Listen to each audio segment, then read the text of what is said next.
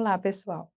Nós iremos nesse módulo falar sobre a normalização de apresentação de trabalhos científicos e acadêmicos, bem como, os principais exemplos de trabalhos de conclusão de curso, né. Qual é a importância dessa questão da padronização dos documentos, né? É importante que a gente tenha, na hora da gente elaborar um trabalho de conclusão de curso, que eles sejam executados através de certos procedimentos, certas normas, né? Ou protocolos, que todos eles devem ser respeitados, né? E sendo utilizados na produção e na formação de trabalhos acadêmicos, né? Cada país, né, tem as suas normas técnicas para a elaboração de um trabalho científico, né. No Brasil, né, o modelo mais, que nós utilizamos é da Associação Brasileira de Normas Técnicas, a ABNT, que tem uma credibilidade na comunidade científica. E é importante também, né, no primeiro momento, na hora que a gente vai construir esse TCC, né, é a formatação. E segundo, né, a ABNT, a fonte mais aceita é a fonte Arial ou Tilm-Nimes Roman, tá? No tamanho 12 e espaçamento entre linhas de 1,5. Tá? E também, segundo as normas da ABNT, né, nós temos também composto por uma estrutura textual, que ela se coloca em elementos pré-textuais, textuais e pós-textuais, que nós estaremos abordando mais na frente quais seriam esses elementos que faz parte da, da, da parte da estrutura pré-textual, textual e pós-textual. Mas a gente tem que respeitar, né, essa estrutura na hora da produção de um trabalho acadêmico, né. E também, na hora que a gente for, né, elaborar um trabalho acadêmico, é importante que ele seja estruturado, daí a importância de a gente conhecer essas normas, né, ele ser bastante claro e objetivo. É importante ele ter uma linguagem direta e precisa, bem como respeitar sempre as regras gramaticais, né. Aqui eu trago para vocês, né, as principais normas da Associação Brasileira de Normas Técnicas, né, a BNT. E aí a gente pode ver nesse quadro, né, são as principais, porque temos muitas normas, mas as principais então a gente vê aí, ó, a norma ANBR 14, 724 de 2011, onde ela trata justamente do trabalho acadêmico, né, norma que especifica justamente os princípios para a elaboração de trabalhos acadêmicos, teses, dissertações e outros, visando a apresentação ou instituição.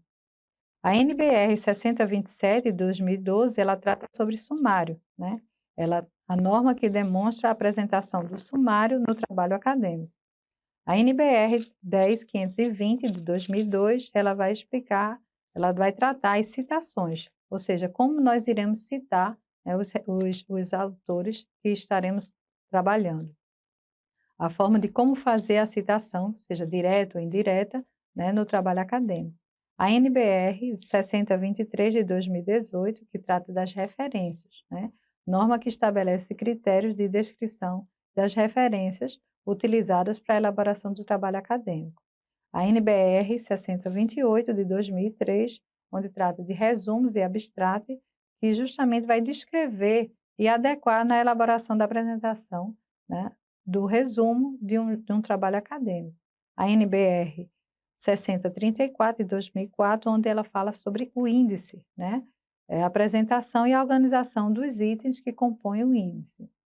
A NBR 15287 de 2011, o projeto de pesquisa, né, norma que norteia as diretrizes para a elaboração e apresentação do projeto de pesquisa. Então, aqui eu trouxe para vocês as principais e elas podem ser consultadas, pela internet. E aí a gente vai agora falar, né, apresentar para vocês alguns exemplos de trabalho de conclusão de curso, né? Que vamos conhecê-los, né? Então, é o resumo expandido, um relato de experiência, um memorial descritivo acadêmico profissional e um portfólio, né? Todos a gente tem que lembrar que qualquer que a gente tenha a escolha de seja resumo expandido, relato de experiência, memorial descritivo ou portfólio, ele tem que ser pautado nas normas de organização de apresentação do trabalho científico, a BNT, né? E também é importante que haja um planejamento e acompanhamento em relação à questão do referencial teórico, dos metodológicos e também da questão ética, né, que a gente já vem abordando desde o início dessa disciplina, tá? E aí eu vou trazer algumas características importantes que devem ser de cada um desses exemplos que nós citamos, né? O resumo expandido, né, ele vai apresentar, pelo próprio nome, resumo, né? Ele traz uma apresentação concisa, né, dos pontos relevantes da pesquisa. Essas informações, elas sempre são organizadas por tópicos e também são divididas em seções, né? Elas podem também, nesse resumo expandido, a gente pode colocar, né, figuras, tabelas, gráficos, né? E é importante que também a gente tenha que esse resumo, ele pode ser, né, ter no máximo 4 ou 5 páginas, tá? Agora, é claro que isso varia, né, de instituição para instituição, mas em média ele fica em torno de 4 a 5 páginas, tá? E é óbvio também que todas essas informações e itens, eles estão segundo a Associação Brasileira de Normas Técnicas, né? Dentro do resumo expandido, nós temos o resumo simples. O resumo simples, né, ele faz parte do resumo expandido, mas e aí como é feito esse resumo simples, né? O texto, ele ainda é muito mais, né, objetivo e composto de apenas um único parágrafo, né? Ele tem a sua fundamentação teórica, objetivo, metodologia e uma síntese dos resultados obtidos e as conclusões, ou seja, né, você tem um resumo expandido e dentro do resumo expandido você ainda tem uma seção que chama-se resumo simples, onde você coloca todas essas informações, né, muito mais, né, concisas em relação ao resumo expandido, que traga para a gente ter uma ideia, né, do que aquele trabalho se apresenta, né. E também no resumo expandido, a gente tem a indicação das palavras-chave, né, que são aquelas palavras mais significativas. Isso eu faço para facilitar justamente, né, na hora que a gente está fazendo uma pesquisa de um tema, né, de alguma na internet, a gente coloca aquelas palavras e aparece para você, né, qual é o resumo que tem uma determinada palavra que foi, colocada na internet, tá? Também temos o relato de experiência profissional, né, que consiste justamente numa experiência prática, né, profissional ou de ação concreta, né. Ela tem uma descrição contextual sempre em relação ao espaço e o tempo, né. É óbvio que a gente precisa ter uma linguagem técnica apropriada para fazer esse relato dessa experiência, contempla, né, elementos que possam aprimorar na condição da prática profissional e fundamentar o exercício da profissão. Então, a gente tem que escolher um relato que venha justamente, né, ajudar essa condução, né, da prática profissional que nós temos, né, e que vai facilitar o nosso exercício da profissão, né. Esse relato de experiência, ele deve ter no mínimo 3 e no máximo 5 páginas. Então, também ele é um dos exemplos que a gente pode utilizar para um TCC. Né. Temos também o memorial descritivo acadêmico profissional, né, que nada mais é do que uma escolha que você tem da vivência que você teve na parte intelectual, na parte profissional, na parte, né, e essas vivências que você teve em relação à sua vida. Você escolhe essas vivências, né, e aí você retrata isso sempre na primeira pessoa do singular. Você usa, nesse caso, uma linguagem mais pessoal, tá? O texto, ele também é coeso e coerente, bem estruturado e organizado para a gente ter essa questão da linha do tempo também é importante, que é a ordem cronológica dos fatos. Então, o que foi que foi acontecendo ao longo da sua vida acadêmica, da sua vida intelectual, né, sua vida profissional, né? E elencar também os aspectos de relevância que são, né, colocados nesse memorial descritivo. E ele tem que ser bastante objetivo e tem que ter o aporte teórico, tá? Então é mais um exemplo, sobre o memorial descritivo acadêmico e profissional.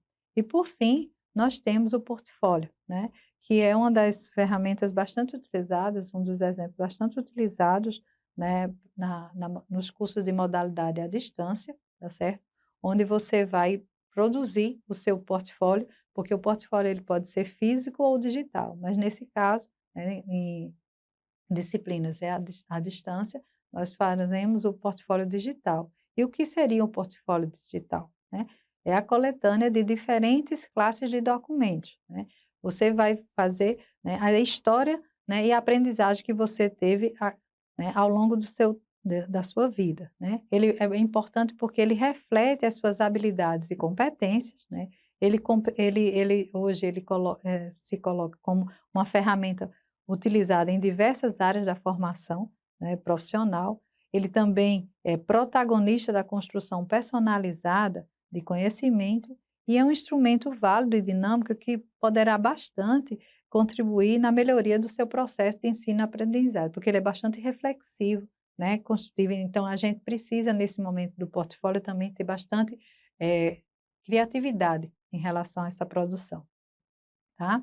E como todo trabalho acadêmico, ele também tem uma estrutura, né? E essa estrutura é em sessões. E aí eu vou citar para vocês as principais sessões que envolvem, né, o portfólio. Introdução e objetivo, apresentação pessoal, que é a questão da identidade, né?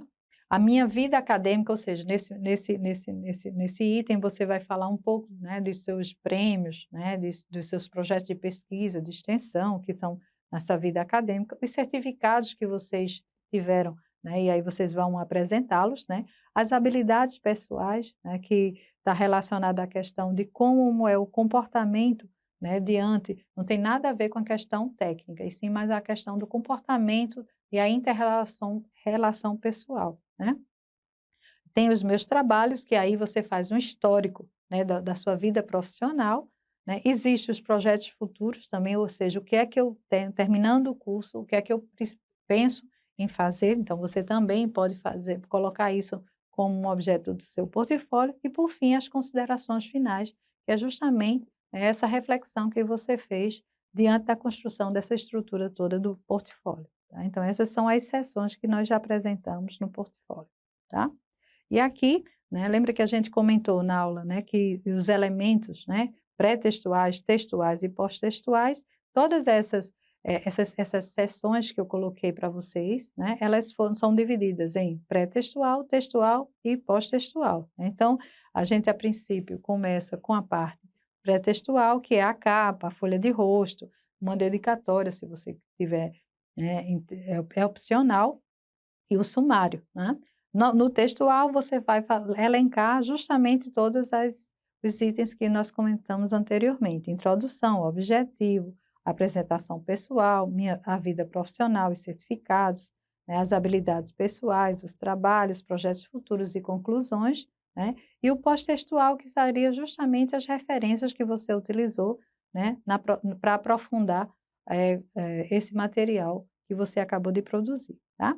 Então é muito importante o portfólio, porque, ele diz aqui, né, uma reflexão contínua, né, onde você vai destacar na hora da construção do seu portfólio, né, pontos fortes e fragilidades em cada fase da sua vida, né. Então isso você vai estar apresentando e você vai narrando, né, através de também com imagens sobre essa questão de cada momento da sua vida.